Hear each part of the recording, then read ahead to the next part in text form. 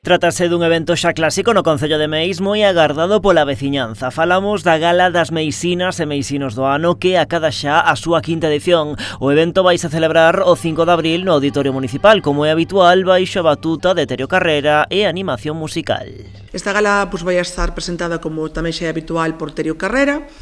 E, a amenización contará a cargo da banda da Bertula, que o fai, como sempre, dunha forma altruista. Nesta ocasión tamén contamos coa colaboración de dous vocalistas deste concello. Sempre tratamos de darlle protagonismo aos artistas do noso concello. En este caso son Monse Arosa e Gonzalo Castro, os que van a cantar xunto coa banda da Bertula. Nesta ocasión, o Concello recoñece ata 9 persoas ou entidades que destacaron neste último ano polo seu labor. En canto a colectivos, reciben recoñecemento a Asociación de Mulleres Rurais O Marco de San Salvador e a Asociación Cultural A Bertula nos seus 50 anos de vida. Vamos a rendir tamén homenaxe á Asociación Cultural A Bertula.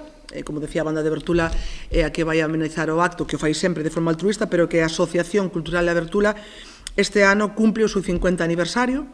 E, seguramente esa asociación cultural con máis trayectoria deste concello, e entonces, é o momento de rendirlle homenaxe. Tamén serán homenaxeados o bailarín de Paradela Rafael Martínez, o escritor Xaquín Núñez ou a moza Blanca Martínez, que acaba de facerse cunha importante beca. Teñen un protagonismo especial os deportistas con ata 3 recoñecementos: Kiko Rodríguez, xogador invidente de esgrima, o futbolista Marcos Blanco ou Erika Martínez, promesa do lanzamento de martelo. Unha promesa moi importante porque foi subcampeona galega o ano pasado, é subcampeona española da súa categoría, o sea que con unha trayectoria seguramente moi brillante por diante.